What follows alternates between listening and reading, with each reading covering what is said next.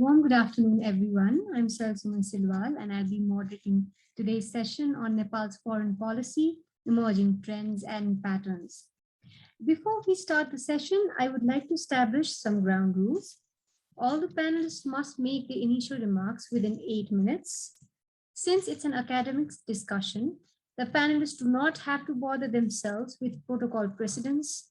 And to the participants, if you have any questions, please feel free to ask via Zoom chat, or you can use Facebook Live. We will address your concerns after the panelists are done with their presentation. Now, I would like to introduce you all to the panelists of today's session. We have former ambassador to Brazil and president of Forum for International Relations and Development Studies, Mr. Pradhumna Shah, who will be sharing his insights on Nepal's relations with China and prospects of bridging the two Asian big emerging markets through trilateral cooperation. Similarly, we have Mr. Kamal Bhattarai, who is a journalist by profession. He'll be talking about Nepal's foreign policy in post-constitution scenario.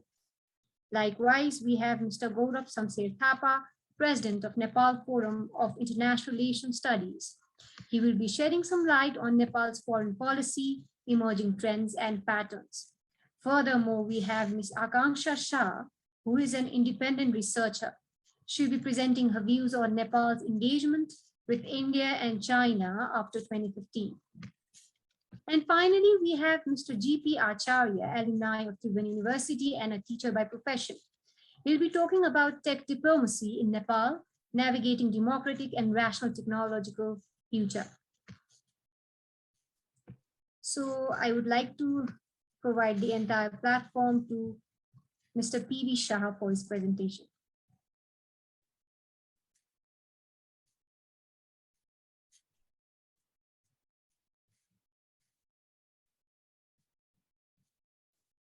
Ambassador Pradhumna Shah is not available at the moment, so I think we can go to the next speaker. Okay. So now I would like to request Mr. Kamal Bhattarai to share his insights on Nepal's foreign policy in post-constitution scenario. Hello. Hello, everyone. Namaste from Kathmandu. Good afternoon. This is me, Kamal Bhattarai. I'm really grateful to be a part of this seminar and this session. Since a year, NICE is playing a very great role to initiate discussions and dialogue on Nepal's foreign policy. It has played a vital role to bring international experts on the foreign policy issues of Nepal. Today, I'm going to make some points regarding the new scenarios and new developments that we saw after the promulgation of Constitution in 2015. We know that the Nepal's Constitution 2015 has laid out some provisions regarding the Nepal's foreign policy. Almost all provisions of the constitutions are similar or like that of earlier constitutions, but there are some new provisions. One of the provisions that were not mentioned in the earlier constitution was it says that the Nepal would review treaties and conventions. It is for the first time, I think, in Nepal constitutional history. The constitution for the first time mentioned about reviewing treaties concluded in the past, making new treaties, agreements based on equality and mutual interest. I'm highlighting these issues because no constitution of Nepal since 1950s have mentioned some such provisions, specific provisions regarding the reviewing treaties and conventions that were signed with other countries in the past. And my analysis and my understanding is that it is basically related with treaties with India, treaties with China, and I think treaties with United Kingdom and other countries. Additionally, my understanding of the constitutional provision is that Nepal wants to amend the treaties signed with India, basically with India, including 1950s treaties. And I believe that it has been mentioned in the constitutions to speed up the process of the amendment of treaties with India and other countries. And it also shows that there is national consensus. If you mention in the constitution, it obviously shows that there is national constitutions national consensus among the political parties regarding the amendment of the treaties and convention with other parties. But we cannot say that all parties are on the same page when it comes to amendment of the treaties with other countries, but the constitution, but it has been mentioned in the constitution, and it is not sure how it unfolds, and it is not sure that the parties would be on the same page on the in these issues. And on the second part, I would like to highlight some scenarios or some issues that I analyze or I see from my perspective that the first visible change seen in this period is a hard struggle of Nepal government to maintain a balanced relation with India and China. But it is not a new issue; it is an old issue, and Nepal is struggling to strike a fine balance between India and China. But what I see is that the India and China, there has been drastic change in their capacity and economic development of India and China than they were in 1960s. Though we are struggling to strike a balance, the pattern and the nature of the striking the balance is becoming even more difficult. And because both India and China have become more stronger than they were in 1960s, and they want more influence and presence in their small countries, and we are facing even more grave pressures from both countries. So that is why the result is that our governments are, they are swinging. Then sometimes governments are more tilt to India, while other times some governments are more tilt to China, and we have seen that there is not a balance, and it depends on the government. And the second scenario or attempts that all successive government after 1915 made is that they are trying to look beyond India and China. You see, after the political change of 1990s, and then our governments were more focused on India and China because of the political instability, and there was no coherent foreign policy, and and our politicians were more engaged with India and China, and they had forgotten the old beyond India and China, and there has been some attempt of the looking beyond India and China. You can see the visit of our Prime Minister to UK or Davos, or the high level visit and two from Japan and other countries. So there has been some attempts for the diversifications of the Nepal's foreign policy in the post-constitution scenario, but it has not produced desired result. Then the third thing I see on the Nepal's post-constitution foreign policy is that there is domination of the left parties and left-leaning foreign policy experts in creating a narrative of Nepal's foreign policy. We can see that. Basically, the left parties have dominated the narrative, and the left-leaning the foreign policy experts have dominated that process. That is not similar to the foreign policy that democratic parties want to develop or they want to maintain. That what I'm trying to say is that there is domination of the left ideology in creating the narrative of the foreign policy. That is my next observation. And next observation I had seen is relation with India, or India's role in Nepal's internal domestic affairs. At least in public, India has not been visible in the internal political affairs in Nepal as it used to be in Nepal's political, used to interfere in the Nepal's political affairs. It may not be true. India may be playing differently in the internal political affairs of Nepal, but it is not so visible. And it is trying to give an impression that we have left to interfere in the Nepal's internal political affairs. That India is trying to create that sort of image. When it comes to the China, we all know that we can say that at least in public, then the China has taken the India's position. Then the China is more visible in the internal political affairs of Nepal. And it may not have interfere in the political affairs, but the public impression is that China is more involving in the internal matters of Nepal. And the another scenario I have seen is that the mainly after the constitution promulgations and the Nepal started the journey of the stability and peace, then the America has stepped up its engagement with Nepal. Then it used to engage before 2015. Then obviously there is increased American engagement in Nepal since 1950s. Sometimes the level of engagement is high, while sometimes the engagement is low. But mainly after the promulgation of constitutions and America's growing tensions with China, America seems to have increased its influence and engagement with Nepal. Another is that after constitution promulgation, we are trying to convey a message to international communities that now we are a stable government, we have a stable politics. So we should now focus. We should focus on the investment. We want to bring more and more investment, and the core focus of our foreign policy is investment. We are trying to give a message to international community that our priority is investment.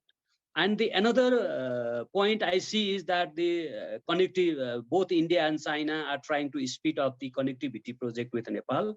And we can see that India's connectivity project has made some substantial progress in the last 2-3 years.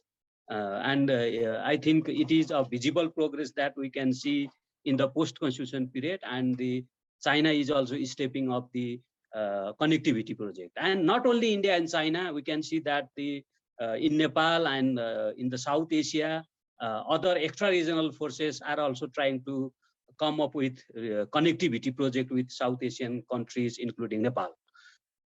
And final observation I have observed is that the debate on foreign policy has increased to people's level, or even ordinary citizens now have more concerns about the dealing with countries. They have more concern that how governments are dealing with the China, United States of America, and other countries. We can see such type of the debate in the MCC and BRI, and there are also signs that the political parties are likely to be influenced from the public debate regarding the MCC, BRI, and our dealings with other countries.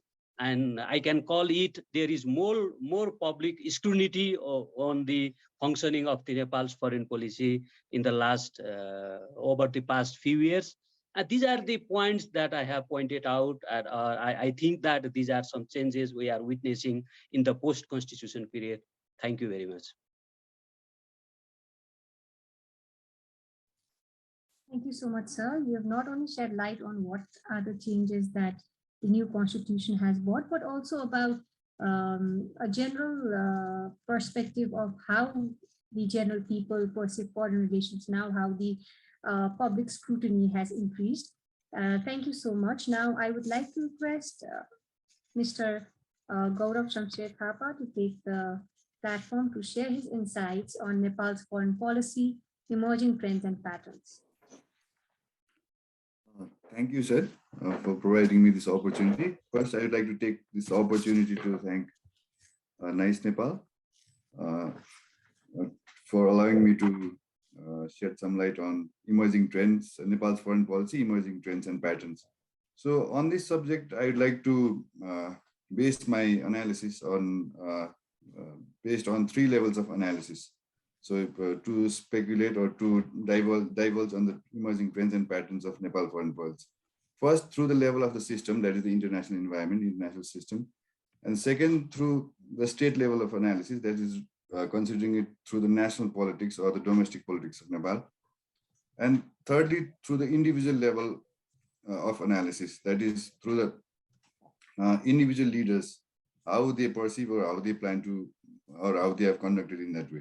So talking about the system level of analysis to speculate or to decipher the emerging trends or patterns of Nepal's foreign policy.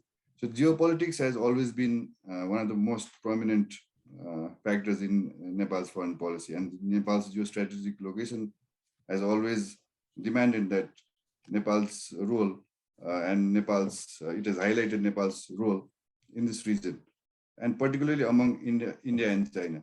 And this role, this trend no one can deny this trend. So this trend is bound to continue, but it depends on us, the Nepalese leaders or Nepali politicians and the policymakers, how we can utilize this geopolitical location or geopolitical factors to our own advantage. Sometimes geopolitics, if you see in the history, it can be a very it can play a very detrimental role or very negative role in the progress of a nation. Sometimes geopolitics or geopolitical location or strategic factors can also lead to that country playing a different role for its own benefit. So it is to be seen, because this role, I think, in the days ahead is going to even increase than before. So it depends on us how we can manage this or change this to our own advantage. And for the past few years, we have seen that Nepal's foreign policy has somehow become reactive rather than proactive in nature. And throughout all these years, if we see the level of engagement that might be due to COVID also, but still, if we analyze minutely, the level of engagement has declined a lot. So I think from the system level, the focus or highlight on Nepal will be there, not only from our immediate neighbors, but from like extra regional powers like the US, the global superpower. So it'll be there. So it depends on us. So how we can manage that. And if we analyze from the state level, so as Kamalji has also highlighted on the role of domestic politics. So that we have sort of managed like major issue is not there. So if that is taken care of, then now the issue of development is there.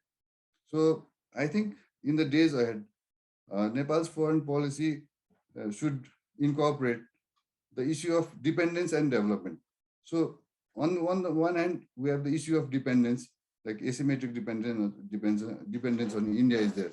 So that gradually how we can change that and lead towards development. So development and dependence, they sometimes go hand in hand, but how we can change that also depends on our own policies. Like the issue of transit, if you see, we have made new transit protocol with China, but how we can implement that? So that needs to be seen. And the foreign policy, I think, of Nepal in the days ahead will provide a lot of focus on the energy diplomacy side also. So for that also, it is to be seen how Nepal can manage its role with India, mainly because our major market will be towards India. And so foreign policy in that trend, I think, will be taken as a tool to achieve developmental goals also. So this should be the new focus of that. And another thing in the state level, which I feel is that the role of Ministry of Foreign Affairs and our missions. So that the government has never really prioritized it to make it a specialized sector or to provide enough budget for it. So I think that will also be a major issue. And in the new trend, prioritizing the issue of climate change, because in the last summit also, climate summit also, we saw Prime Minister Deuba, he attended that. So Nepal, considering its location should, the Himalayan region location should focus on its climate change issues also. And regarding state level, in the military diplomacy side, so as we have seen that Nepal is the second largest contributor right now. So I think in the days ahead, this military diplomacy will also increase, and that will also enhance our image.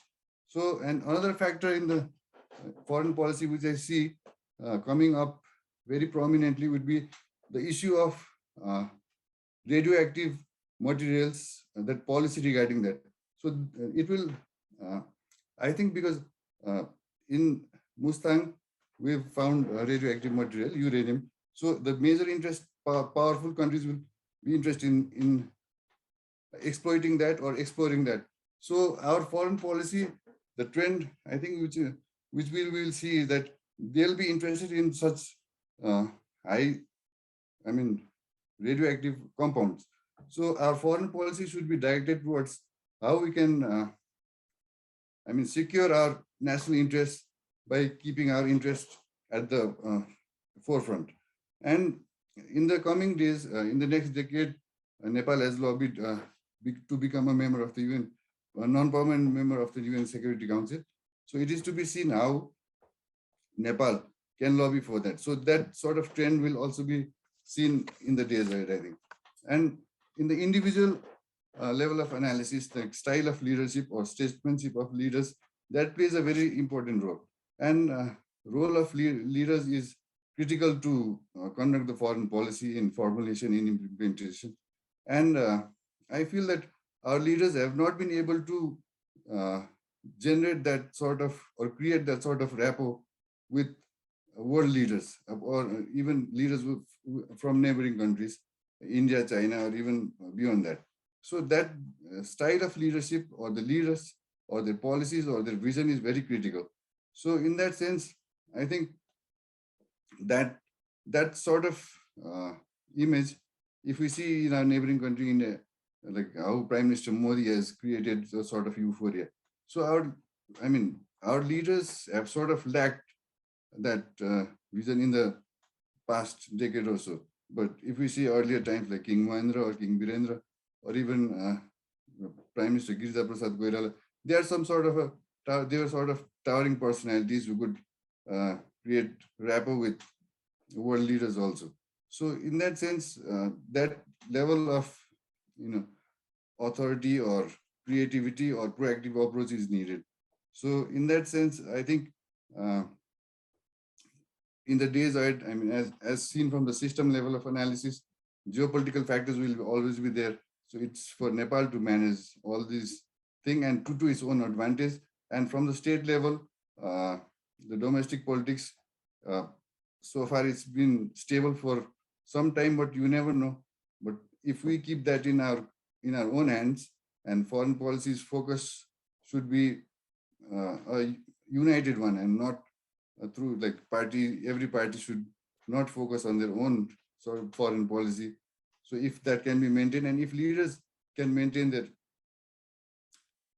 personal rapport, or they try to be more creative in handling foreign policy and diplomatic approach, I think these will be the new emerging trends and patterns in Nepal's foreign policy. So thank you.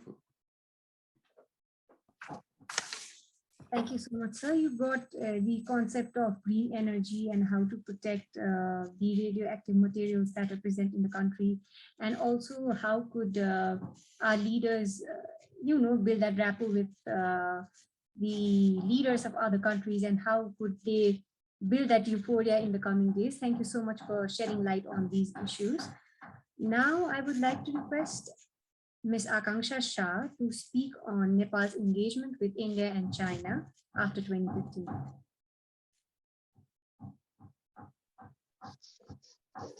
Thank you, Chair. Am I audible?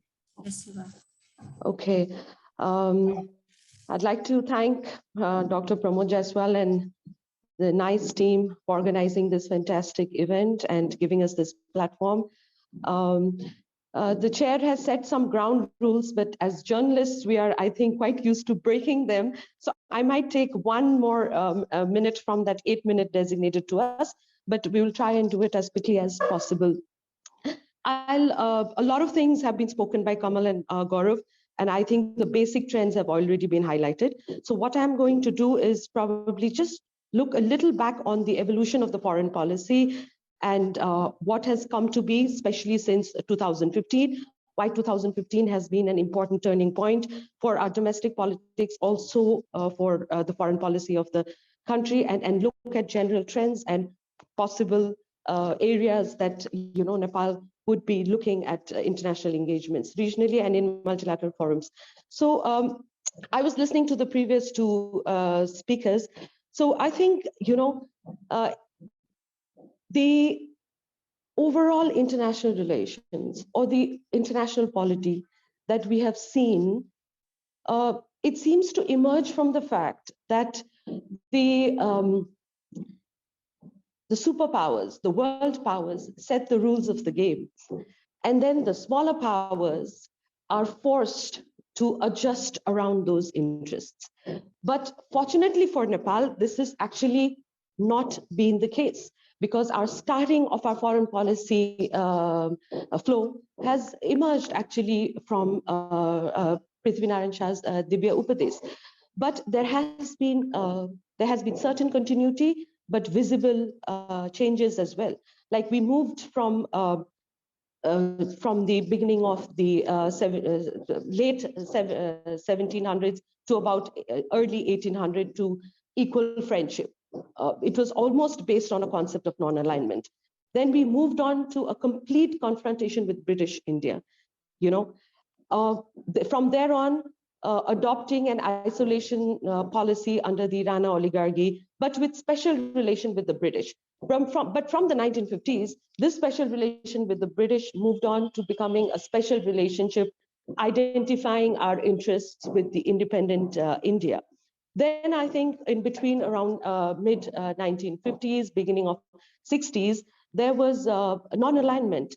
Most of the foreign policy revolved around equal friendship, diversifying of our relationship beyond North and South and looking around the world. Then in the 70s and 80s, there was also the zone of peace proposal of King Birendra, which I think was a landmark. And like Professor Muni was saying in one of the session yesterday, that it was very, very innovative concept.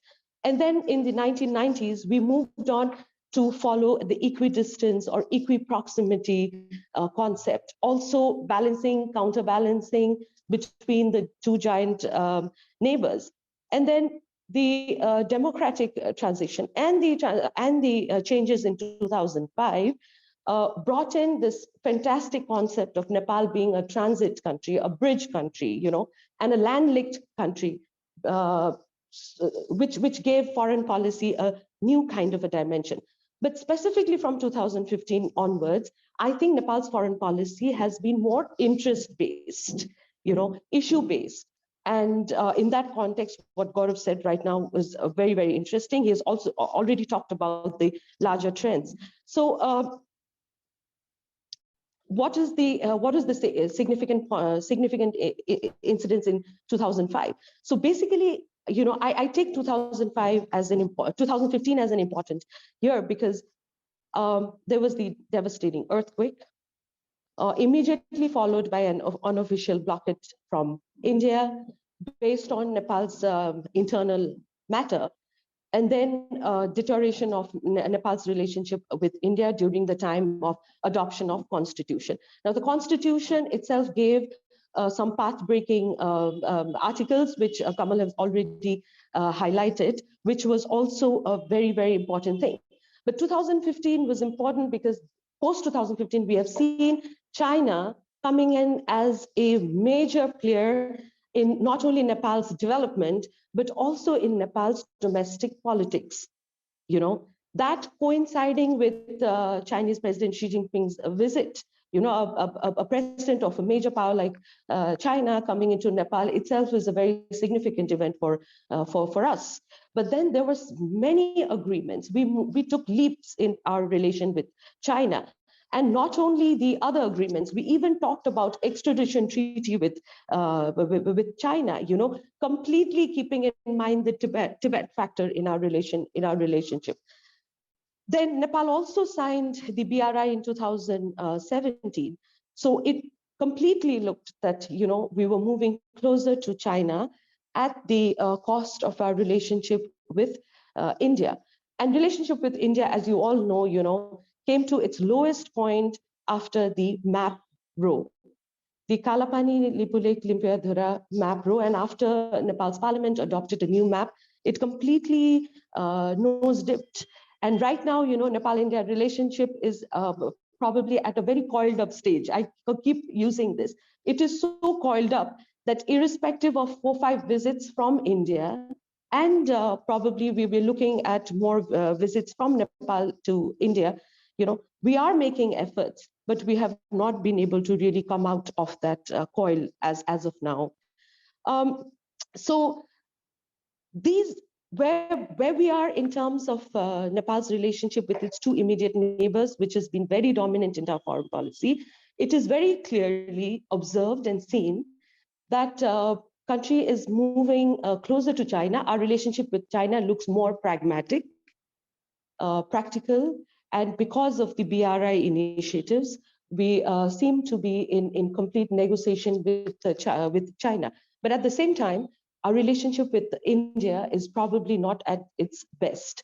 Now, this automatically brings an imbalance, Our foreign policy, which has actually strived for so many years to bring about a balance between the two, countries, the yam between the two stones, is actually not visible, and we are almost failing in terms of bringing that kind of balance. Now, what has gone wrong? Gaurab has also said that point, and I completely agree with him. This lack of, our ability to generate a domestic consensus around around our national interest.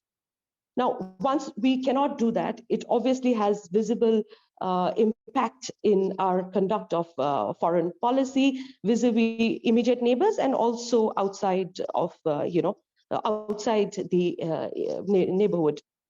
That is one. And obviously, we could not also design means to achieve those objectives, the foreign policy objectives. And a second most important point, I think, which has also been brought up, is the protracted instability. This has affected our ability to design foreign policy and implement it.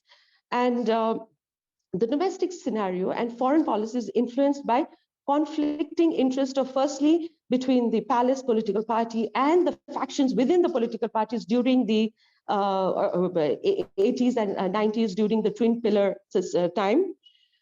And then between the 7-party alliance and the Maoists during the transition era. And then after that, especially after 2015, between the factions of the Nepal Communist Party, now the disbanded Nepal Communist Party. So if we lack this consensus, we will not be able to have a coherent foreign policy. So that's the point I wanted to make. And now quickly, just little moving beyond on issues that Nepal could probably look at and concentrate, and also thereby, see to it that there is our significant presence in the region and in international field. First of all, it is a foreign policy compulsion to have a cordial kind of a relationship with both India and China. As I told you, right now it is lopsided. We need to build on old linkages with other countries beyond the region, but focused on contemporary concerns. Nepal is already very active in regional and multilateral forums. Multilateral forums more. We are less active in regional forums like BBIN, which we should show our commitment towards this thing. BBIN was actually a concept which was first put forth by Nepal only. So we must be very committed on our commitments on the regional platforms. Third, I've already told you, a consensus-based foreign policy priorities must be laid down. Unfortunately, and this is very, very unfortunate in our case, that we have not produced visionary statesmen to give us a kind of a visionary document to take foreign policy forward. This must be corrected, and we are at the right juncture. We are a young democracy. We have just been a federal democratic republic. We have opportunities. We must cash on those. Then another point that comes to my mind is our foreign policy cannot be ideology driven. It has to be issue based and interest based. Now, for instance, when the Communist Party of Nepal if prominent political parties are going to hold events which are going to reflect ideologies of a bigger power, we will lose our bargain in the international scene. This is very, very detrimental to our foreign policy.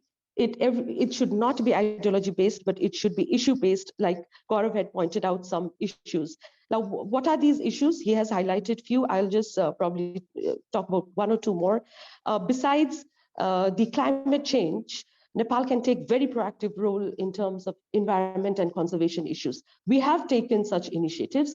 Nepal's, the cabinet meeting held in Kalapathar during Madhav Kumar Nepal's time was, I think, a landmark event. After that, we have not been able to draw the world's attention because, of our geography. The climate change issue is going to be very, very vital, but it must be combined with conservation and preservation of environment and conservation. Then at the same time, military diplomacy was briefly spoken by Gaurav, but I would add one point to that. Even in, besides the UN, our contribution in UN peacekeeping, we have the largest experience of integration of a rebel force into the Nepal army. The integration effort of Nepal government is a unique one. We must use this, we must incorporate our integration experience into our foreign policy debate and try and assist other countries which are going through similar kind of this thing. Obviously, a very important area will be technology because China and India have taken huge leads in terms of technology. It is going to be an area of concern to Nepal. Energy, hydropower has been spoken. Tourism development is going to be vital. But the most important part of this, I think, is to promote a very professional kind of a diplomatic community. Now, we must determine our interest. We must set our interest. And the sooner we do it, better for us, because we already have lost very, very precious time in terms of formulating foreign policy priorities. So I would end by saying that we must determine our interest and then package our interest to promote it through a very, very professional kind of a diplomacy. Thank you. Thank you so much, Ms. Shah, for taking us back to the history and sharing how foreign policy and programs must be issue-based, but keeping our national interest intact. Former ambassador to Brazil, Mr. Pradhumna Shah, is with us. Now, I would like to request him to share his insights on Nepal's relations with China and prospects of bridging the two Asian big emerging markets through trilateral cooperation. Thank you very much. Are you hearing to me? Yes. Hope that I was. Thank you very much. I'm sorry that I was in the other room. This was my mistake. So Pramod, he advised me to go to the other room. So I am late a bit. Thank you very much. And I joined the other speaker for thanking Dr. Pramod and his team for inviting me this virtual conferencing. My thanks also goes to the distinguished participants who are attending this program from home and abroad. In my today's program, the assigned topics is Nepal's relation with rising China and prospect of bridging the two Asian big emerging markets through trilateral cooperation. To cover the main thrust of this theme, I have divided my presentation into two parts. The first will be to how Nepal should go with rising China and predicaments to be addressed. And the second will be the prospect for trilateral cooperation, economic engagement means that between and among the China, Nepal, and China, India, and Nepal. As we all know that Nepal and China enjoy very friendly relation, cordial relations from time immemorial. Though it was formalized in 1965 after establishment of diplomatic relation. Nepal is a close neighbor of China. China is a very trustworthy neighbor as well as reliable development partner. To start with the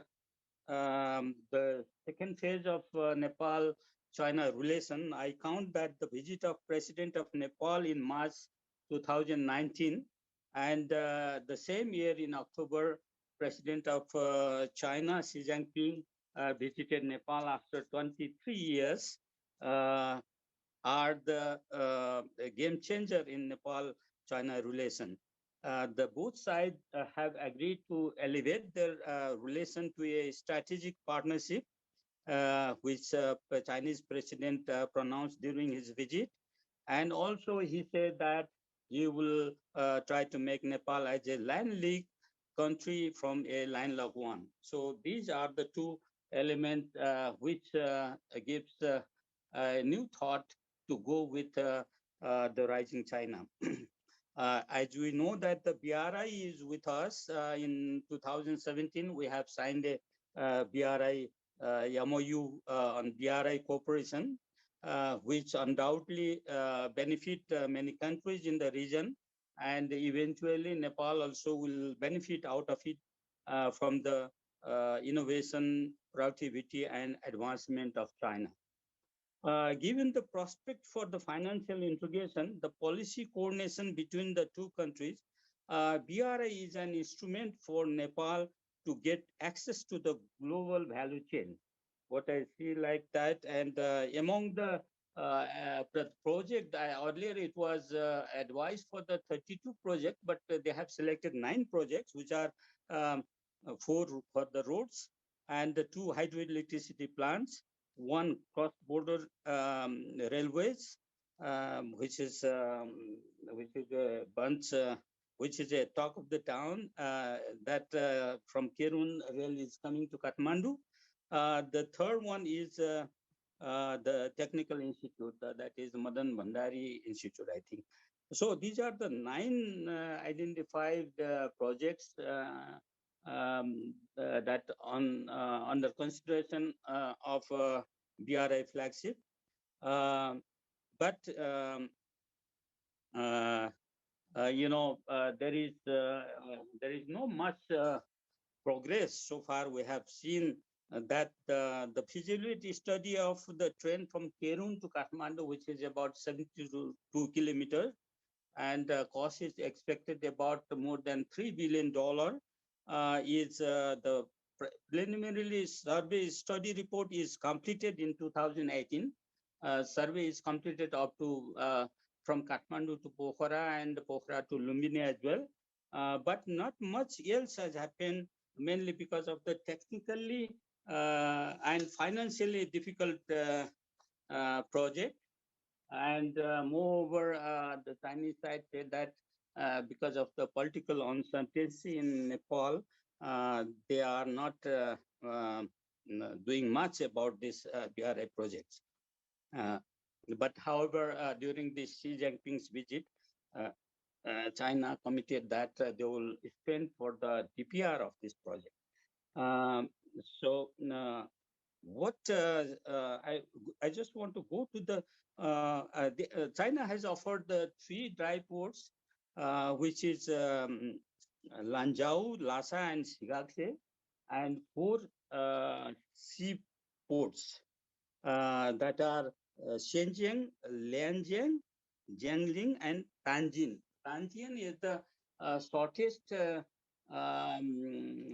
port from Nepal, which is also 3,300 kilometers, whereas from Kathmandu to Calcutta is 750 kilometers.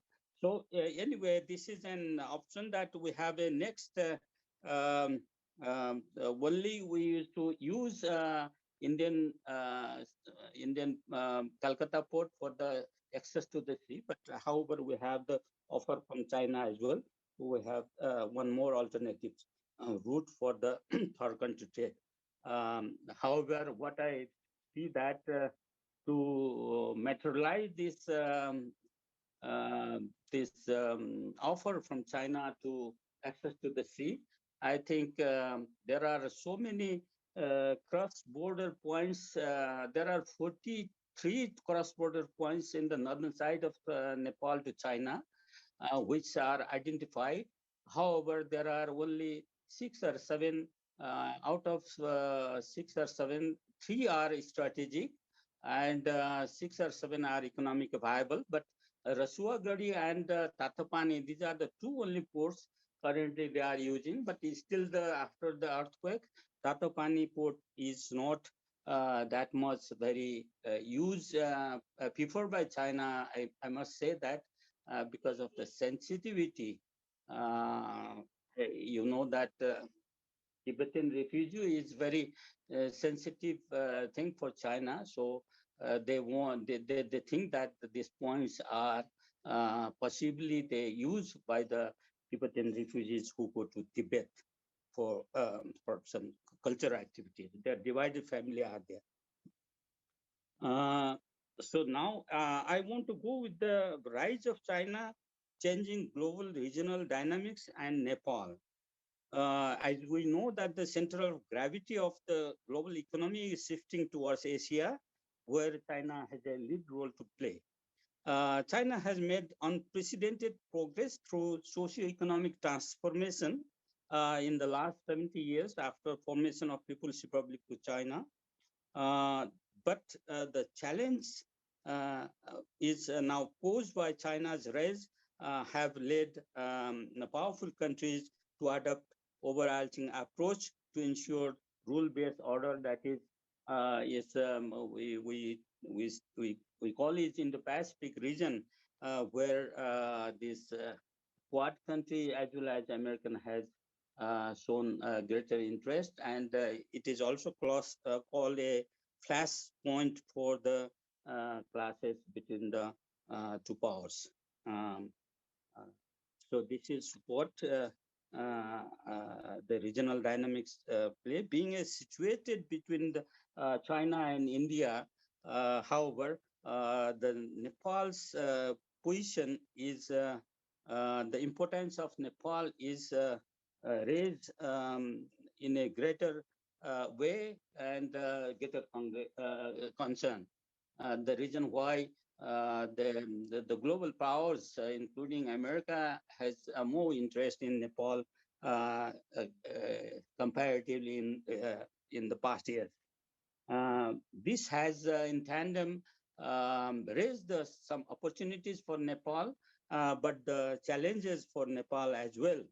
So the optimize the benefit out of the situation in favor of the national interest would be the only choice for Nepal without indulging in favor or against of any power or the neighbors.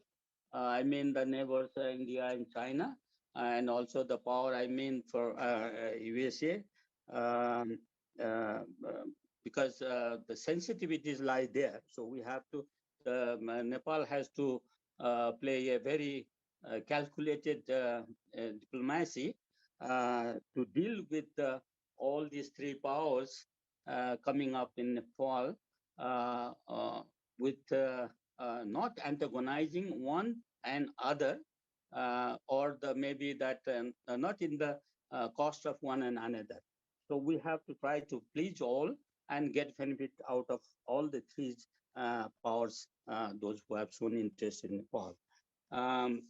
So I have, if time permit, I have few suggestions for Nepal to be taken into account for rising China. So I'm not sure that whether my given time permits to read this suggestion, but however, I think that this is very fruitful for some, some information that those who are interested about Nepal-China relation. So one is review and replace the Friendship Treaty of 1960. We have a, like 1950 treaty with India, we have a treaty of friendship with China as well, but it contains no any substantial issue. But what I want to say that we have to review it incorporating therein the thought given by the Xi Jinping about the strategic partnership and also a landlocked country, because these are the two things that is very important to be addressed by one document. Maybe that is why I'm saying that the peace and friendship treaty would be the better if they review and incorporate these two things. One is strategic, what is meant by the strategic partnership, and also about the landlocked nation. So second thing, we have to enhance the level of connectivity. As I said, that there are 43 cross-border points identified so far, and 6 or 7 are the economically viable. So we have to develop all these connecting point, north connect point with China along our border, so that we can reach to the network up to the Tibet, or maybe say that Lhasa, and then we can go up to the Central Asian nations. And this third one is to develop road railway link, is the same like pipeline transmission line connecting Nepal and China in all feasible border areas as far as possible. Is the same thing that I'm repeating. This developing transporter, multinational, multidimensional connectivity flagship, which is known that Kerung to Kathmandu. This railway line is very important. This is about 72 kilometer, but topographically and geologically and economically, there are so many challenges. But eventually, if we realize this connection, Nepal will have Nepal will be connected with China through China network to Central Asia, as I said that, and also it will connect to India as well, because the India has already planned to build a railway line from Raxol to Kathmandu, which is also about less than 200 kilometers with a $3.5 billion proposal. And China, like China, India has also committed to complete its DPR within 18 months. So that means that we'll get connected with both India and China if these two railway lines, proposed rail lines, are realized. So with rising China, we have to chart out a future course for India-China, Nepal-China relation for the 21st century, and adopt a vision roadmap. I think that we have to make a vision roadmap for mutual cooperation and enduring friendship. So we need to, other point is we need to develop a conducive environment for the efforts. Nepal, China developing special economic zone near the northern border for production hub, because once we have a connection or the railway coming to Nepal, we don't have enough enough cargo for their return wagon for their we have, so we have to develop some production hub for agriculture, herbs, assembling business, mining exploration, etc. So on. And also to use the innovation and technology from China to enhance transmission grid connectivity along with the borders is very important to sell our hydro power to China, so that like with India, we can in near future we can export our hydro electricity surplus to China, or maybe say Tibet.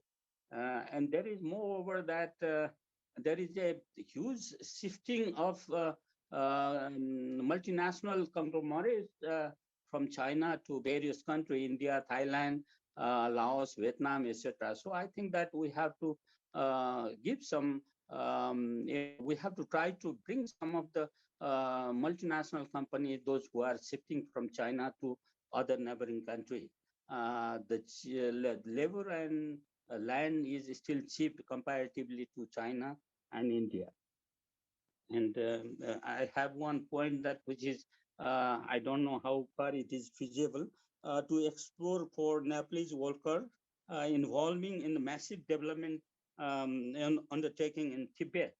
The Tibet has only 500 million population, but they lack, because of the one China, one child policy, I think they lack the surplus working people. But China is very reluctant to accept Nepalese worker, migrant worker to work in the Tibet because they are very sensitive about the Tibetan refugees. About 40,000 Tibetan refugees are living in Nepal, both documented and undocumented. So they are very careful for that. Otherwise, I think that if we give some assurance to them that these refugees will not cross the border of Nepal to China, I think they may offer some job for the Nepalese worker in Tibet as well. The the trade agreement, we have trade agreement with China, but we need a new trade agreement or the revised agreement that will some preferential with preferential items. There are about 8,000 items China has given duty-free access to the Nepalese product, but the quarantine system is very high in China, so none of the product they go to China. And for example, Junar or the dry meats or the yaksa gumba, for example, all these are going to China either by smuggling, or some of the items they are going via Singapore. Not it is going directly to China.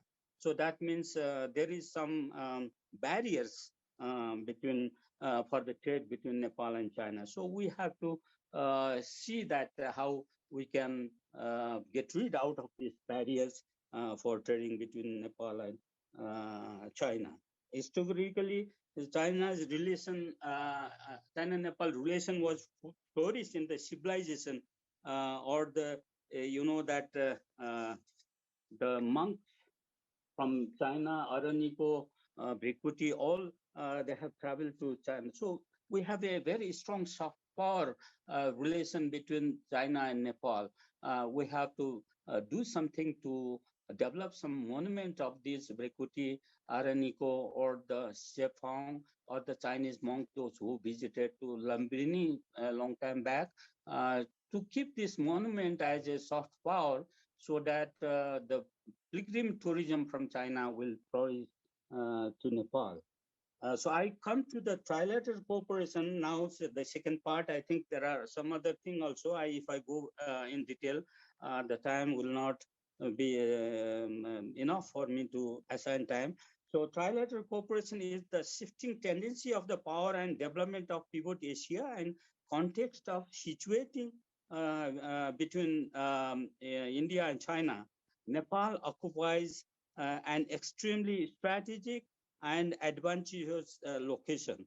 The location beneficial for investor, manufacturers, businessmen in setting up business in Nepal with access to huge market in the close by the 1/3 global population. If you count the two population from India and China, I think it is 1/3 of the global population. Global population is around 7 billion population, whereas almost 2.5 billions are in the India and China. So they are the main theme of my discussion also is come here for the Trilateral Cooperation.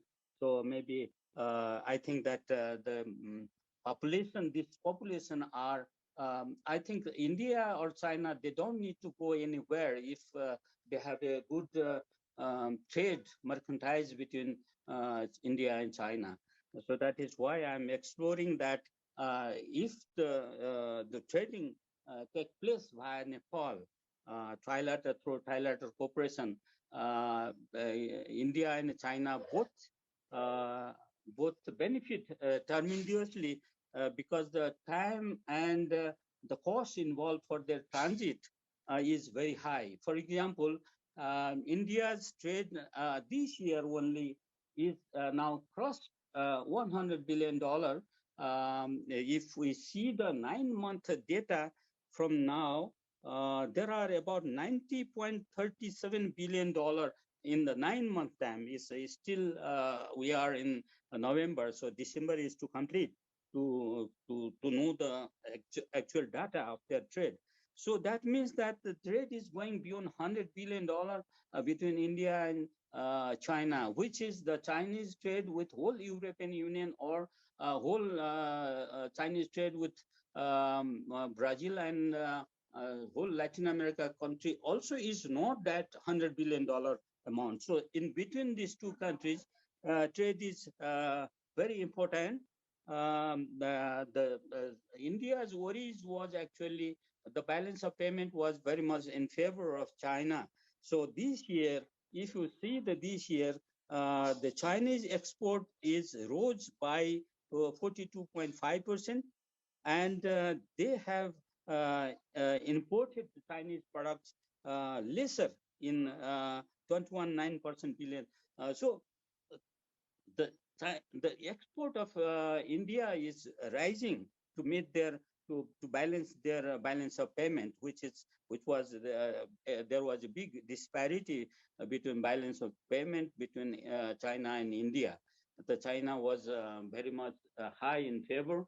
India was very low. But now what the production is taking place is that most of the raw materials, iron ore, many things goes to China from India, whereas the finished product from China coming to India.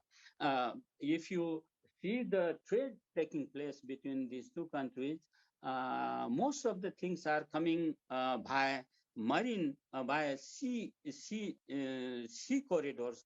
For example, whatever the exporter imports goes and comes to India and China, they come by Hong Kong, and from Hong Kong it comes to India by sea route, not as a land route. If the land route from Nepal is used by them, there will be from 1.5 to 2/3 saving of their transit cost and time. They can save it, and they get highly benefit. The reason why the China has proposed for this railway from Kerung to Kathmandu, or from Kathmandu to Pokhara to Lumbini, nearer border to India, or the Indian proposal to build a railway from Raxol to Kathmandu is also indirectly both these countries, they know that if they have a trade between China and India via Nepal, they will save a lot of money, transit cost, as well as the time they are taking from Hong Kong is almost 1 month. If the trade is taking place from Nepal, it will be within 1 week time. Any goods produced from sent from India to China, it can reach to China, or from China to India within a week time. Just for example, that from Kunming of China to New Delhi, distance from the sea is 10,437 kilometers. Whereas if they use the Nepal's route, it will be only 2,911 kilometers, which is, you can just imagine, 2/3 or even more than 2/3 of time, cost, they save from if they use Nepal. Likewise, from Kunming to China again to Chennai, the distance is about 7,000 kilometers. So, if they use the Nepal route, it will be about 3,500 kilometers.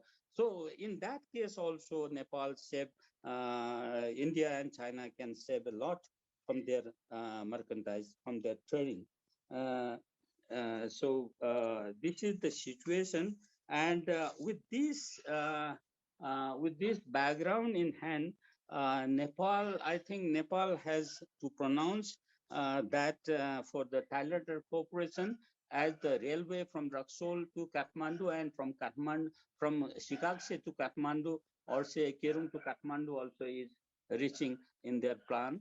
I think Nepal has a very big potential to use as a bridge, economic bridge, or there are so many names it is given, but the training by Nepal is very, very highly and win-win situation for Nepal as well as India and China. So with Sorry this, to interrupt, sir. As we are a little short of time, it would be great to sum it up. So this is the scenario. What I say that so.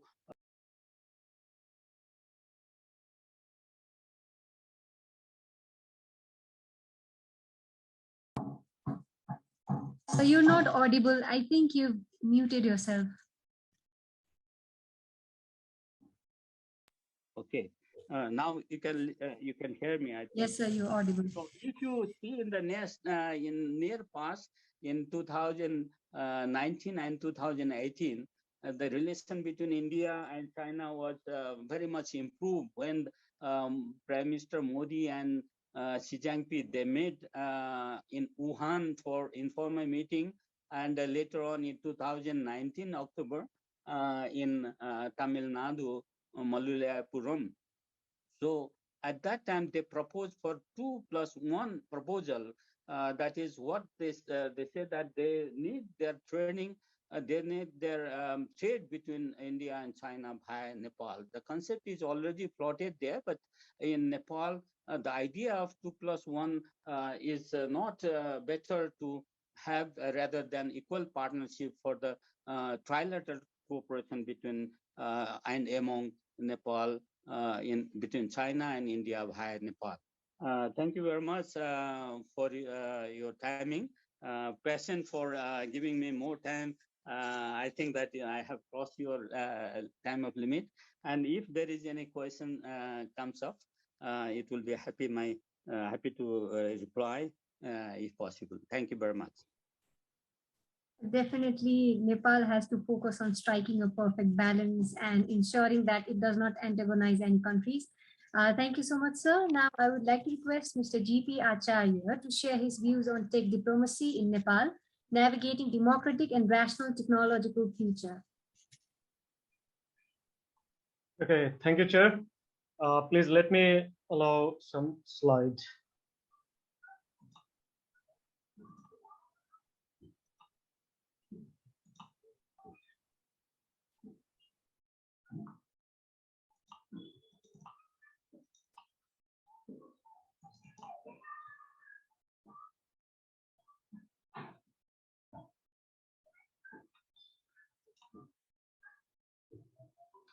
So without taking much time, I would like to go directly to my presentation. Here goes my presentation outline. My presentation is on tech diplomacy. Before talking about tech diplomacy, I'll talk about why we need tech diplomacy.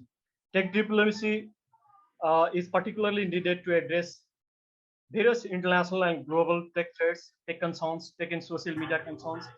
Sorry to interrupt, but your presentation is not visible. Oh, it's visible here. Okay. Yeah, it's on. You are. We can't really see your presentation. It's visible here, and then your screen is sharing. It's mentioned here.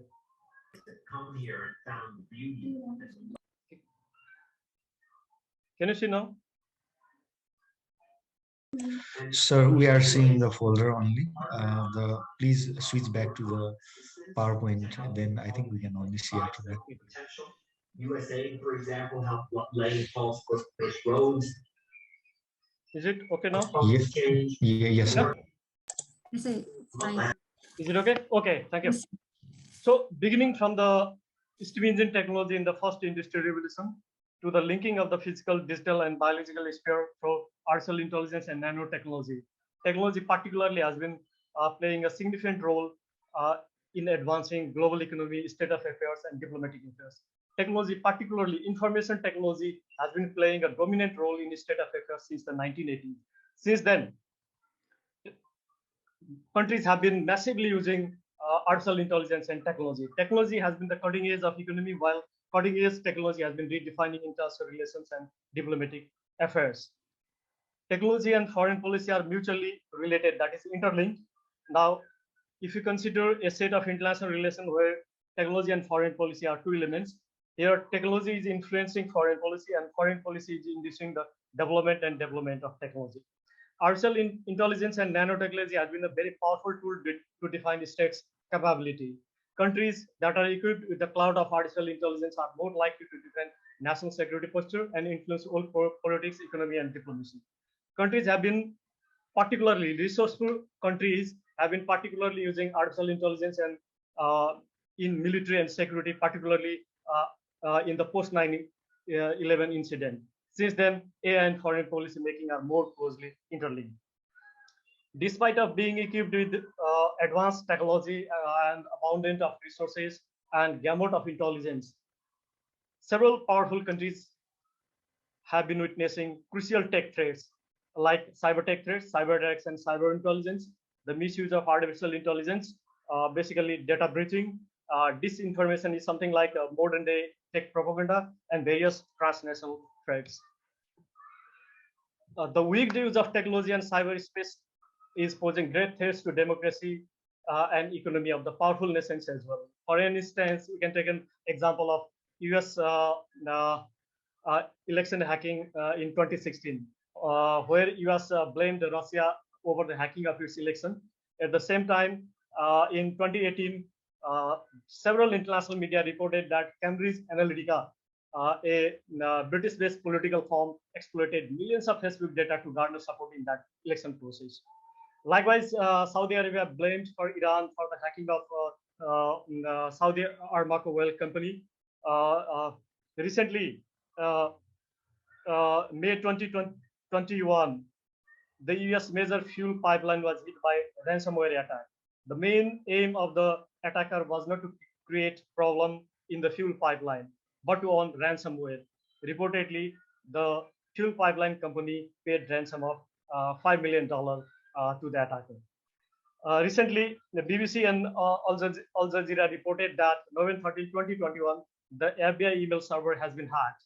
Hackers sent more than 100,000 spam mails from FBI email server. Let me share you just a recent incident in our conference this morning. Some unauthorized agents entered into the chat room conference and hacked our server this morning. This shows that the misuse of technology, both by state and non-state state actors, have added more threats to democracy, national security, even the personal sovereign dignity of individual. Nepal has been witnessing several cyber and tech threats. As billions of people use mobile phones as a primary computing devices, and many depend on social media as a source of information worldwide. Let's take an example of Nepal, because I'm going to talk of tech diplomacy and its significance in Nepal. There are nearly 14.18 million users in the world, which is 36% of the total population, while social media users are 13 million, that is 44.2% of the total population. And internet connection is nearly 38.61 million, that is 131.3% of the total population. And the mobile subscription is more than 1.3 times of the total population. Why I'm just talking about this data is the internet and social media have been a public platform where large amounts of public data are used that can influence public diplomacy, decision-making, politics, diplomacy, military research, intellectual property, and finance, among others. Nepal has frequently witnessed cybersecurity threats due to poor digital infrastructure, as well as even though Nepal is marching ahead to the digital infrastructure, but we haven't considered about the privacy concerns of users. So there is zero privacy concern of the users. Here I have stated several cyber tech threats. Nepal has witnessed several cyber tech threats. The major and important is the latest one in September 2020, where Nepal electric payment system an interface that sanctions transaction of money deposited in a bank by utilizing cards issued by other member banks. The hackers used the cloned debit card and now withdrew millions of rupees from the bank. Even though Nepal has gradually progressed in the global cybersecurity index and stands at 94th position out of 182 countries in 2020, and is 17 out of 37 countries in the Asia Pacific region. Nevertheless, the rising index alone may not bring optimal security to the country like Nepal. Nepal needs to devise pragmatic policies to address these sensitive issues, maybe by collaborating with various tech companies, ICT companies, ISP providers, security agencies, and others. Few months back, the tech and cyber world was outraged due to the havoc of Pegasus hacking. Almost all of us have heard this. Several international media, including the Hindu, reported that Delhi-based Nepalese mission and ambassador potentially remain under cyber surveillance through the use of spyware. If it is true, this kind of conspiracy concern may pose grave signal of threat to national security, digital sovereignty, humanity, and people's personal sovereign dignity. This shows that Pegasus hacking is an example of cyber tech diplomacy that turned into spy tech diplomacy. Many analysts argue that this is a part of diplomatic arsenal. So, talking about tech and social media concerns, in 2017, some tech and social media giants hosted some nationalist, radical leaders in the Silicon Valley. At the same time, several of their citizens were protesting against the government's muscular nationalism back at home. The main aim of these leaders was to spread their nationalistic agenda through social media. Social media, in fact, I'm not going to blame social media. Social media, in fact, are fueling for ethnic and religious violence. The most recent example is the riots and killings of some Hindu nationals in Bangladesh, which is reportedly caused due to the religious content posted on Facebook. Likewise, there is growing toxic online trade in many of the social media users. Many people are living online, working online, celebrating online, dating online, but unfortunately, some are dying online and many others are dying out of digital technology, while some others are using the platform of Facebook Live video streaming to announce their suicide. It's like the digitized friendship, the death is also likely to be digitized. In fact, social media is posing a crucial threat to personal sovereignty of the individual, and is affecting the emotional brain, which is gradually affecting the thinking brain. After all, this is disorienting every aspects of life, personal, professional, and social. The author of Anti-Social Media, Siva Vaidyanathan, writes, Facebook itself is a surveillance machine that collects usage and shares massive data without the consent of users. Many of the social media users are not aware of the peer photography and its future consequence. When the data images are tagged and shared in Facebook. Peer surveillance linked to the corporate surveillance that ultimately connects to state surveillance. Globally, more than 1.8 billion images, digital images are uploaded every single day in social media. That accounts 657 billion photos each year. Some of these images are under rigorous surveillance by various investigative agencies, while many others are exploited or abused by cyber criminals. On the other, the surveillance, the fabricated joy and happiness expressed on social media are making people unhappy, angered, irritated, jumpy, and frustrated in a true sense. Surveillance fosters harassment and humiliation to the taxpayers, leading to grave psychological threats.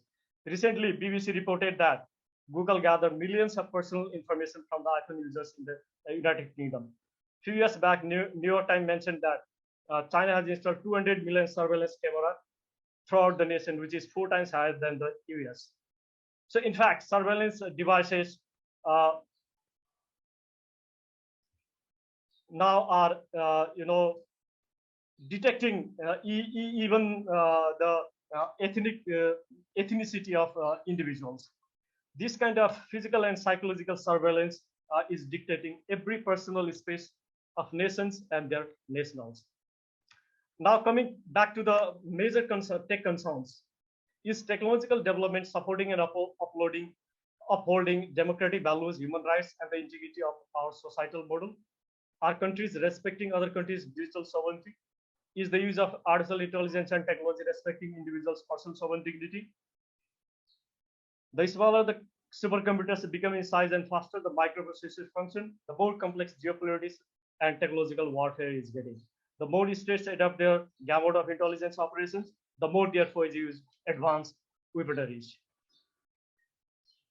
Technology has been a central component of strategic competition between powerful countries like China and the US.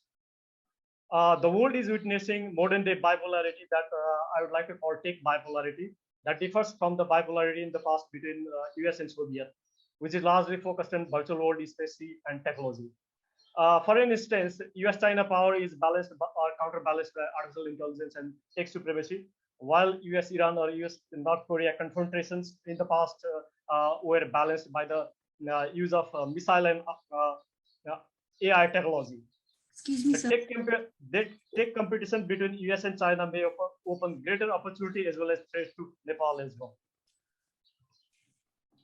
Nation states alone are not the major player in diplomacy and economy. Some tech giants and multinational companies are making huge influence in economy, diplomacy, politics, and diplomatic affairs. I mentioned some examples. So coming to my core presentation, tech diplomacy. To address all these issues, tech threats and tech affairs, the need of the time is tech diplomacy. The concept of tech diplomacy differs from the contemporary digital diplomacy or traditional science diplomacy. The mainstream practice of science diplomacy particularly started after Cold War, that largely focused on nuclear proliferation, human space exploration, and environmental science. Whereas digital diplomacy is all about conducting public diplomacy through the use of modern technology, that is through digital tools and virtual collaborations, including social media. The practice of tech diplomacy started after 2010. It is all about conducting tech affairs, that is diplomacy to promote national tech interest, where technology itself is a means as well as ends in conducting diplomacy. The practice of tech ambassador, that is countries started appointing tech ambassador about 2015. Denmark became the first country to appoint its tech ambassador in 2017, while France appointed its tech ambassador in 2018 to the Silicon Valley. The aim of appointing tech ambassador is to advocate and mediate between government and tech companies and to deal with foreign and security policy. Presumably, countries will think of developing and deploying AI diplomats and military for diplomacy and defense in the days to come. AI machines are programmed based on optimization and verification algorithm. More importantly, AI machines can think rational, act rational, think several states of a human, and they could be best negotiator than human to resolve various conflicting issues in international affairs. So to address all these issues, multilateral strategies need to be initiated through diplomatic channel. Checks and balance on surveillance activities within the domain of international diplomacy need to be carried out. More importantly, actionable laws need to be articulated regarding the use of artificial intelligence technologies. Nepal can adopt some of the following strategies so that it can protect its national security with a strong measure. Information and data security are crucial components of national security. As like the security of nationals, the personal information and data of nationals are equally important. So Nepal need to think ahead of information and data protection. Likewise, maintaining ethics and data privacy is equally important. Data can be misused and breached. For instance, the social security scheme of the government will have giant data and huge investment. In case of assembling of the giant data unethically from some data center and getting information may pose threat to national security of Nepal. For the preparedness of cyber security, considering the possibility of cyber battle between the two neighboring giants, India and China, Nepal needs to get stronger and better cyber security preparedness not to mitigate the potential threats in cyberspace. Because cyberspace has huge potential as well as grave threat to Nepal as well. More importantly, cyber resilience and cyber intelligence need to be thought and initiated, and some legislative policies need to be updated. Likewise, many users, even the responsible entities, are not aware of digital literacy. So we need to think ahead of digital literacy. And Nepal can appoint tech and cyber diplomats so that they can influence the host countries to promote technical cooperation and national tech interest. I'm going to conclude in the next 2 minutes.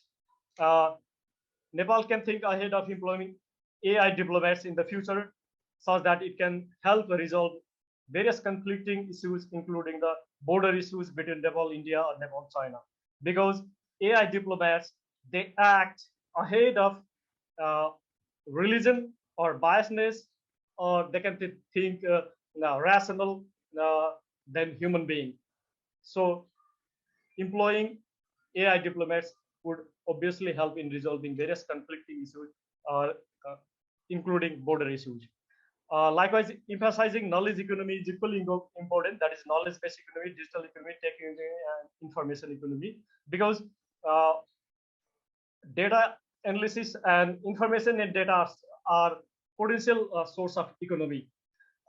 Next, Nepal can think ahead of upgrading intelligence mechanisms.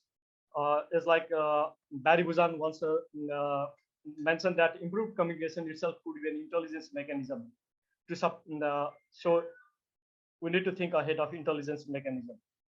And coming to the second last slide of my presentation, the more advanced the IT, the higher the risk and greater the threats. The world is witnessing greater threat from artificial intelligence and surveillance systems, not because of advancement of technology, but because of the irresponsible actors. States, therefore, need to be aware of potential threats and opportunities of the applications of AI, and good sense should prevail when it comes to leaders using AI in foreign policy decision-making. Technology alone cannot bring drastic change in human life and national well-being. A conscious and responsible behavior is essential in every individual, including technocrats and policymakers. Finally, coming to the conclusion, considering the sensitive geotech environment, Nepal should initiate a tech cooperation framework in the region and beyond, and appoint tech envoys to specific countries. Since there is mutual link between technological development and diplomatic efforts, Nepal needs to think ahead of sensible tech diplomacy. Tech diplomacy can be an effective tool for a small power like Nepal that would help not only coaxing techno-economic cooperation, but also to attain economic and security success in the long run. Mostly, Nepal needs to work aggressively to introduce data protection regulations so that every individual's private data could be protected, which not only enhance citizens' personal sovereign dignity, but also help protect national security. Essentially, a national tech foreign policy needs to be defined so that it could navigate democratic and rational technological future. Thank you. That's my presentation. Definitely, tech diplomacy can be an effective for a country. It would not help. It would not only help in coaxing techno-economic cooperation, but also to attain economic and security success in the long run. Thank you so much, Mr. Acharya. Now, I would like to start the question and answer session with my question to Mr. Kamal Bhattarai. You said that public scrutiny has surged, whether it be about MCC or BRI or inclination of different political leaders to different neighbors. What do you think has brought this change? Basically, what I wanted to highlight is that in the past, the foreign policy issues were confined among the politicians, among the elites of the Kathmandu. But now, in the over the past few years, I have seen that due to the technology and other things, the discussions on foreign policy has reached at people's level, and they are capable of they are capable of providing their own views, ideas, and to some extent they are also putting pressures on the politicians on how to take the decisions. And I have seen that even the top politicians are influenced or guided by the public opinion, which may be good or may not be good. There are also the dangers that the politicians, instead of using their own conscience and knowledge, they are likely to be driven by the public opinion because they consider elections and those things. This is both opportunity as well as challenge for us. Definitely, public opinion matters a lot in today's world. My next question to you would be, how do you look at China-US competition in Nepal in context to the Belt Road Initiative and Millennium Challenge Corporation? Yes, in the past 2-3 years, we have seen that there is like MCC BRI scenario in Nepal. Then the people are thinking that these are two opposing projects, and there are also feelings and perceptions that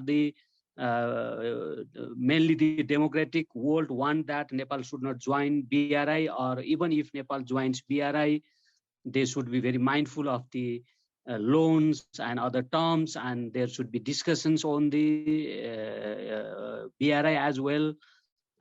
So there are concerns of the democratic world that the Nepal should be very cautious while taking the BRI. At the same time, as you mentioned that about the MCC, we can see that a lot of Chinese experts and the Chinese journalists are writing that the Nepal should not join MCC. There is not any objections, or there are not any reservations from the government level. We have not seen that the Chinese ambassador here or the foreign ministry officials in Beijing are speaking anything regarding the MCC project. But we can see that the China's official media such as Global Times and experts are advising Nepal not to join MCC because it is a part of the Indo-Pacific strategy. And we have seen also the articles from the China's official news agency Xinhua and other news materials. Then though there is no actual government positions, that the news reports by Global Times do indicate that the China have some concerns regarding MCC, and there are also claims. I don't claim, but there are some people are claiming that there may be China's influence in the debate of the MCC in Nepal. But we don't have any evidences. We don't have any concrete evidences. We cannot say that there is China's hand, but people point that MCC has been drawn into controversy due to the China factor. But without evidence, we cannot say exactly that there is China's hand. All these things, for example, I was reading a news report in Global Times 2 days ago that the Global Times staff write that now Nepal should endorse MCC with some changes. Nepal should make some changes. The Global Times article says that. But again, what I want to say is that there are different opinions, there are different debates, but I cannot say accurately because I don't have enough evidences to claim that there is American hand in the BRI or there is Chinese hand in the MCC. Okay, thank you so much, sir. Now, I would like to pose the question to Ms. Akansha Shah. From providing hundreds of thousands of COVID-19 vaccines to Nepal to aiding Nepal in development efforts, what do you think is the reason behind sudden rise of China's engagement in Nepal? Well, there are a lot of factors, and I think you have raised a very, very good question. There are many factors, but I think the key factor is changes in Nepal's domestic politics. You know, earlier there was a kind of alignment with between the Chinese and the monarchy, which it saw as a very stable factor. This is the political reason driven by our own domestic political changes. You know, second, and I think very important is China's own ambition. You know, the growth towards the growth in South Asia, driven by their connectivity and also driven by their BRI ambitions, is a very given thing that China will look at its immediate neighbors to ultimately move towards that vision. Third and very visible factor is the Chinese rivalry with all other great powers that is playing its part in the region, especially India and US. And there's also the presence of the European Union in the subcontinent, and especially in Nepal. You know the kind of role that the regional, the big powers have played in Nepal in terms of our changes in domestic politics. And obviously, and out of it, the most important reason is the competition, the sense of rivalry that is present in the subcontinent and driven strongly by geopolitical factors. I think these are the key reasons. Okay, thank you so much, ma'am. Now I would like to move on to Gaurav, sir. Quoting you from what you said, why do you think the leaders have not been able to build a rapport or create the euphoria? Thank you for the question. First, you see, you need to have conviction. You need to have clarity in your policies. So when you are not clear yourself, then how can you impose yourself on others, or how can you influence others? So I think basically most of our leaders, they are not, tuned to doing proper homework. They lack proper, maybe many of them lack the essence of the policies that needs to be formulated, or they are least bothered in formulating policies or providing any visions. So I think their application, you can say, they should apply themselves more. They should do more research. They should study more. So I think that part is lacking. So if that happens, then I think they can do it. But I see the lack of conviction and lack of application and lack of research on their part as the major hindrances. So one of the participants has written that weeks ago, three ambassadors, the Australian ambassador, the UK ambassador, and US ambassador, they were seen in Rara enjoying their vacation. Is it a message for us about the presence of AUKUS in Nepal? He has written it. Well, in diplomacy, there's the symbolism, plays a very important part. But on this particular incident, I would rather see it as a three ambassadors of Anglophonic countries, the English-speaking countries, enjoying their vacation. And moreover, AUKUS, our constitution itself has barred that, one of the guiding principles is the principle of non-alignment. So constitutionally also, Nepal will never be part of any military alliance. So I think that should not, and I think that should be taken in that light. So, okay, I would like to return to Ms. Akansha again. How is the foreign policy of current coalition government different compared to KP Oli-led government? As you gave the bird's eye view, I want to ask you this question. Okay, so before I answer that, just in continuation with what you asked for, Gaurav, and this will obviously answer this question as well, I think. The foreign policy by and large has been very regime-centric to promote the interest of the government of the day. Same with, like you said, the present coalition, or before that, the KP Sharma Oli time. So, the foreign policy of Nepal is being guided by, the power center, which wants to actually promote its own interest. I think I saw a question on, visits of delegations from political parties to India. Now, that is obviously a direct indication of, the regime of the day trying to protect its interest by using foreign policy as a tool. So that is where, our main point comes, that we have not been able to formulate a comprehensive strategy around which we are going to work with both India and China. And what was your specific question on this thing? That how we are. How is it different? How is the exactly so coalition government different compared to KP Oli-led government? Yeah, but then exactly, there is no basic difference in approach towards using foreign policy as a tool, and that boils down to protecting their own interest of the day. And this is sadly a very, very wrong approach. Like I think all the panelists have actually said this, that we do not have a comprehensive policy through which, we can use there are no means to use this foreign policy tools. So this is the main region. And it's not only the present coalition or the KP Sharma government. This has been happening since the 1990s.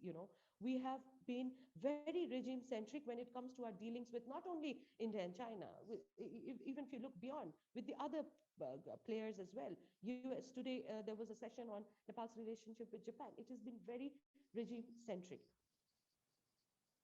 Okay, now I would like to question Mr. P.D. Shah. Quoting you, with the focus or the gravity being centered now in Asia and with increasing conflict between India and China, the economic powerhouses, do you still see the possibility of trilateralism? Thank you very much. It's a very good question. I have cited one example that in 1998, 2019 and 2018, Modi and Xi Jinping has several rounds of informal talks, and they were very close by in Tamil Nadu, in Malayapuram.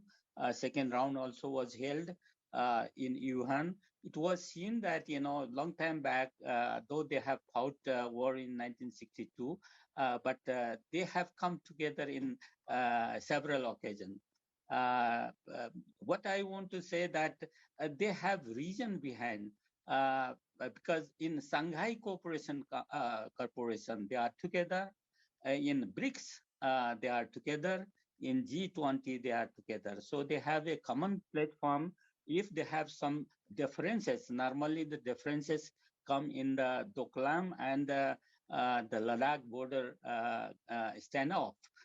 These are the two things that normally their relation sours and come even in the lower eve.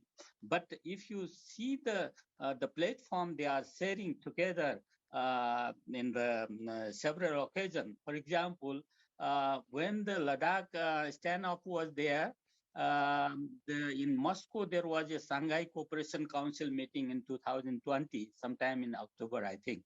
So the defense minister of China and India, they met together and they agreed for this engagement in the border. So now they are in the status quo ante position. So, and the other reason that, as I told you, that the trade between these two countries, which is taking more than $100 billion, are taking from the sea route, which is 2/3 kilometer almost 10,000 kilometers. They have to travel one good export from India to China and also from China to India. So they have compulsion to use the shortest route to save their time and transit cost. And also the sea route, that means the South China Sea route, is very congested, and they have to burn a lot of fuels to go there. So environmentally, or due to the congestion of the route, because this route take place almost 60% of the world trade take place from the South China Sea, which they are using at the moment for the India-China trade.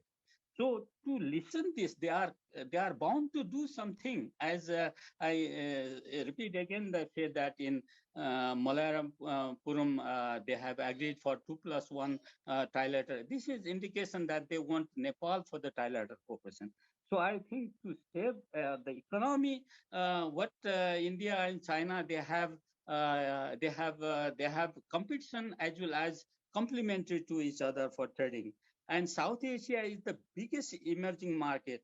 They are producers as well as they are consumers in the whole. So if there is a market for India to China, they don't need to go to far European Union, even the ASEAN or even the American market. They have a market very close, nearby, next to door, by Nepal maybe. So there is some compulsion. So there is a lot of possibility that trilateral cooperation, after all, it will come. And if you see the Indian proposal to come to Nepal via Raxol to Kathmandu by train, or the Kerung to Kathmandu by train, it is obvious that they are coming closer to Nepal to meet. So definitely trade will take place between these two countries via Nepal. I'm very hopeful. Okay, definitely hoping that the Nepali government can leverage the geopolitical location. Now, I would like to pose the question to Mr. G.P. Acharya. Do you think Nepal is actually ready to make a leap in the technological front, realizing that there are many technological and security concerns that the government hasn't yet been able to address? And how can Nepal, with limited technical expertise and infrastructure, cope up with the challenging technical threats in the digital world? Thank you for the questions. I think we should not compromise on national security, and national security should not be considered only as securing border and territory, as well as human security. We need to think of personal data information of nationals. So data security is equally important as human security. For this, with the limited resources and expertise, we need to invest on literacy program, first of all, digital literacy, I mean. And then we need to update infrastructural development, both digital and physical. We have to think of developing technical expertise. And most important, we need to invest rationally on data security as well as IT. And AI-based system needs to be developed. Intelligence mechanisms need to be improved. Essentially, we need to set up an advanced intelligence unit so that we can acquire time-sensitive data on real-time basis. I think I addressed your question. Thank you. Definitely. So now I would like to ask a question not to a specific panelist, but to all. Do you think Ministry of Foreign Affairs has utilized its potential to the fullest to fulfill national interest of the country? Me? Any, to all. Okay. Okay. Before coming to your questions, I want to address some questions that I have seen in the chat box. That as an academician, what is your view on the matter? What you recommend to Kamal Bhattarai? Dear friend, I'm not an academician. I'm a journalist. I see things from the journalistic point of view. So please understand, or please try to understand my positions as a journalist. My point is that when there is MCC versus BRI situation, what Nepal needs to do is that instead of objecting MCC or delaying BRI, which is not good. We are not treating both, we are not doing justice to both MCC and BRI. We should think, Nepal should think how we can join these projects to fulfill our national interest. We should seek whether these projects or these strategies can serve our national interest or not. We are in the state of indecision. Our political parties, our political leaders are not taking any decisions. And I want to link your questions with these, that we have a very poor mechanism. Our Ministry of Foreign Affairs is very weak, and most of the matters are handled by the politicians, and to some extent that the Prime Minister's office is very powerful. We have seen that many decisions regarding foreign policy are taken by the Prime Minister's office, even without informing Ministry of Foreign Affairs. We have seen in KP Oli's tenures. And our foreign ministry should be empowered, and our foreign ministry should have the think tank to study the project like this BRI, MCC, and how to move ahead. And they should provide with objective analysis to the objective report to the top politicians, so that they can take wise decisions on these projects. I want to address another, that you raised the issues of the trilateral cooperations. I don't think that it is unlikely to happen in the near future, because this is because of the India-China relations. We have seen that there is not a good relations between India and China. Until the tensions between two countries are settled, I don't think such possibilities. Obviously, there had been some efforts in 2017 and 2018, 2018 and 2019. There were high-level summits between two countries. At that time, the relation between two countries was comparatively warmer, but now it is becoming very complicated, and we have seen that the international alignment and realignment has also has been changed. So the such type of the cooperation is unlikely in the near future. That is my observations. And last point I want to highlight is that the foreign policy priority of present government has not taken a shape. Frankly, there are divergent views among the coalition partners. Nepali Congress thinks in its own way, and Prachanda thinks in his own way, and there are divergent views on how to deal with America, India, and China. So I'm not very optimistic with current government because it is a coalition of the five parties, and they have different point of view on how to deal with the pressing issues that we are facing today. So I think indecision will follow in the days to come. Thank you very much. Definitely bringing all to a single basket is a very tough job. Now I would like to pose this question to Ms. Akansha. As a researcher, what's your point of view on it? Like, do you think Ministry of Foreign Affairs has utilized its potential to the fullest? Thank you for the question. You know, I already spoke about the need for professional diplomacy when I was just making a brief intervention. There is definitely a lack of professionalism. Now, this is being triggered because we also lack resources and good skill trainings. You know, now there is a visible impact of these lack of these vital factors in MOFA, and it can be seen in the delivery. Now, this we all know and we have all seen. But was this the case from the beginning? You know, Ministry of Foreign Affairs, I'm sure you are aware of the history of how the ministry evolved over all these years. Probably there was a point when the Foreign Affairs and the Department looking after Foreign Affairs was quite strong. We have not been able to strengthen it further because, like I said, we have not given them proper resources and skill training to suit the need of the time. I mean, the changes that happened in the world stage, we could not keep up to it. On top of that, like Kamal just mentioned, we did not have a good resource base to give MOFA that kind of a backing up role.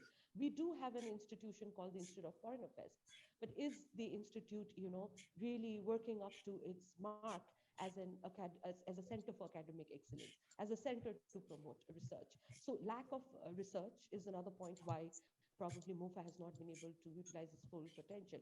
But there have been suggestions. Various, committees have been set up to look at the reform inside MOFA, and there have been fantastic reports on the need to modernize it, on the need to make reforms, even structurally, organizationally, and in terms of their outreach and communication efforts.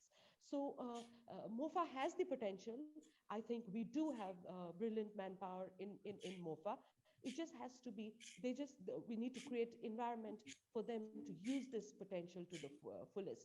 And it must be backed by resources and training. This is my point, on MOFA. Because we have specifically spoken about the China, India, and the US in this debate, okay? I think the proper way to look at this would be that China has huge resources to help build Nepal's infrastructure. And we must bargain from a point of our interest, like Kamal just said. Look, protect your national interest, okay? So with China, we can do that. But with India, we have other factors as well. India has been very slow on implementation, on this visible delivery in terms of Nepal's development. I think India has not been able to play a proactive role, to help Nepal in its development, or even take a smaller neighbor along with it in its path of economic progress. But at the same time, with India, we have cultural closeness, we have proximity, and we have the land-linked, nature of our relationship, through which a massive trade can take place, especially in the Tarai bordering Indian states of Bihar and UP. We must look at that point. In terms of US, America has always engaged with Nepal. America, we established diplomatic relations with US only. It was the second country that we established diplomatic linkage, and we have a very old relationship with the Americans. Now, the coming into of US in this region right now is definitely got to do with rise of China. Now, this is a factor, if we keep in mind, would probably help us to bargain from a position of interest-based, dialogue. So I think we need to little revisit it and formulate strategies which can help us, like I said, determine your interest, determine your strategies, work it out and package it to promote it through a professional diplomacy. Thank you. So, okay, there's a question from a participant to Mr. G.P. Acharya. He states, how can Nepal utilize the tools of foreign policy to achieve the goal of the technological revolution? I think I did address in previous question as well. Most important is we need to think of Nepal's personality. I mean, overall global geopolitical situation as well as regional scenario. So based on this, we need to define our national interest and prioritize this. If we see our foreign policy recently devised by the previous government, this is quite vague, I think.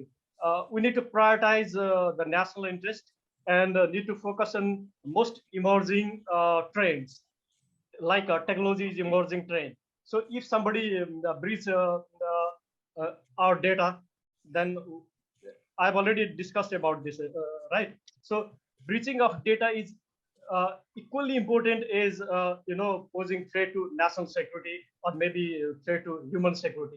So personal information of individual need to be cared with high priority, and our national interest need to be focused on the basis of priority. Most important, national tech interest need to be included in our foreign policy. Thank you so much, Mr. Acharya. That's all for this session. I would like to thank NIICE Nepal for this opportunity and the panelists for your precious time. I now hand it over to the host of the session. Thank you so much and have a wonderful day ahead.